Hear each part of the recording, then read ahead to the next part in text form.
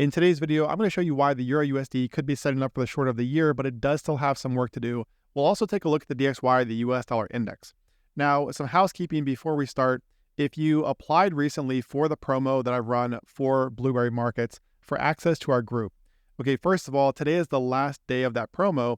And second, if you have deposited $100 or more and you are eligible for access to our group, I will be sending out invitations today. Okay, now here's the thing, guys. I am leaving on vacation within the next couple of days, so I am not going to be able to get to all of them most likely today. If I do not get to yours today, then I will send it out next week. Okay, so stay patient, please. Bear with me. Today is the last day of the promo, so technically, really, there are still people coming in, and I've been trying to batch these invitations just because we have had so many come through. Okay, so again, if you applied for it, stay patient. I am working on it. You will get access to our group. And secondly, as I mentioned, I will be on vacation, so don't expect a video from me tomorrow or anytime next week. I will still be around the members area, but I will not be doing videos here on YouTube. Okay, so looking here at the EURUSD, guys, this is what we've talked about recently. So we've got the channel from these highs back here. This is the daily time frame, by the way. You can see we've got the lows down here to give us this nice parallel channel. Now, this up here was a fake out from the euro, and this is why I've been bearish during this period, okay? And really, that has not changed because a lot of times, as many of you know, a lot of times when you get a fake out to one side of a pattern like this channel right here, you do get an extended move in the opposite direction.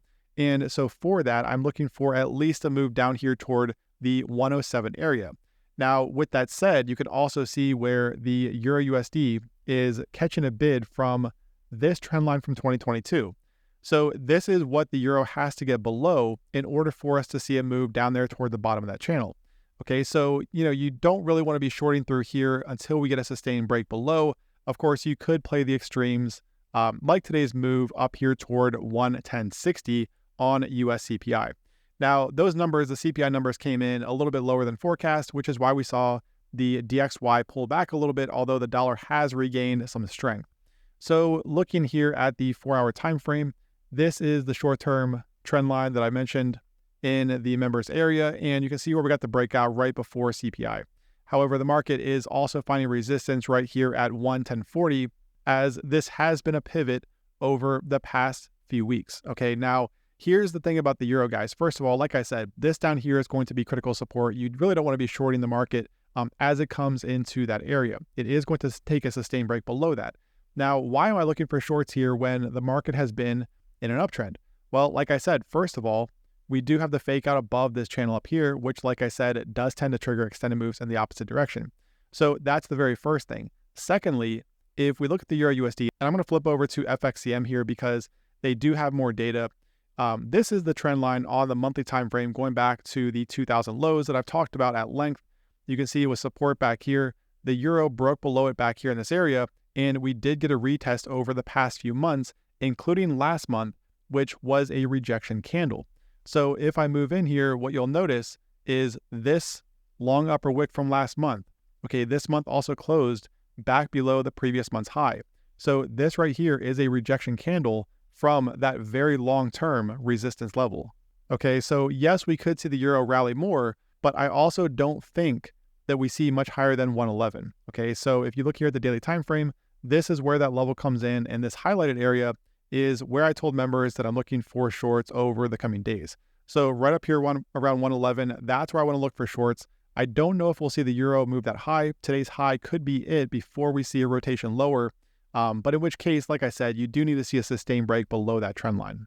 But ultimately, I am cautiously bearish on the euro and cautiously bullish on the dollar. But like I said, the euro does have to get below this trend line, and the dollar also has to do some work. So let's take a look at the DXY here. And if you guys are enjoying the content, be sure to smash the like button and also subscribe to the channel and click that bell icon. Okay, so looking at the 3-day time frame, this is what I've also discussed at length over the past few weeks. So you can see that we've got this trend line from the 2021 lows, and this area comes in as resistance right around 103, which the DXY is still testing. So looking at the daily time frame, moving in here, you can see that once again, this is our trend line resistance. Okay, and as of right now, the DXY is trading below that. So That's why I've said recently that your range for the DXY is between 103 and 102. This 101.92 level, that's the June low. And the reason I haven't been bearish on the dollar despite coming into this confluence of resistance is the fact that the DXY reclaimed 100.8 earlier this year. Okay, so right back here, this is what I've talked about. Look at the year-to-date low. Previously, back here in April, right, that was the year-to-date low. We saw the DXY break below it and then reclaim. Okay, so reclaim through here, retest, and rally. Now, we also saw the same thing at the June low. So far, the DXY reclaimed it up here and retested down here. Okay, so could the DXY turn bearish? Yes. But like I've said recently, the fact that the market was able to reclaim this back here and also that June low, the market is telling you right now that if you are shorting the dollar, you are shorting right into support.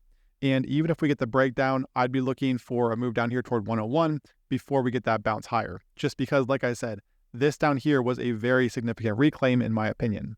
Okay, now, as I've said recently too, what it's going to take for the DXY, the dollar to break out higher is a move above 103. It is going to take a sustained break above that area in order to expose higher levels. Okay, so until we get a sustained break above this area up here, right around 103, then the market is range bound between 102 and 103, but I am cautiously bullish on the dollar. All right, so flipping back to the euro, just to kind of wrap up, what I'm looking for once again is right now we have the market coming into this 11040 resistance, and the level that we just looked at, okay, that long-term trend line comes in up here right around 1.11.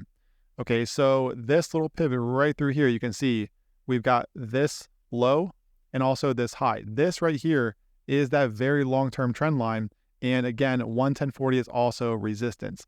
So if we get the euro moving up here into this area and the DXY pulls back, I will be looking for a short from here.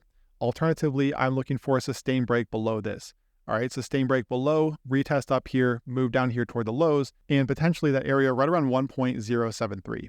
All right, that's it for today's video. Once again, if you did apply for the promo, guys, I am getting around to it. If it takes me until next week, please stay patient. Again, I will be going on vacation, so no video tomorrow or next week, but I will still be active in the members area. Trade well the rest of the week, and I will talk to you guys again on August 21st.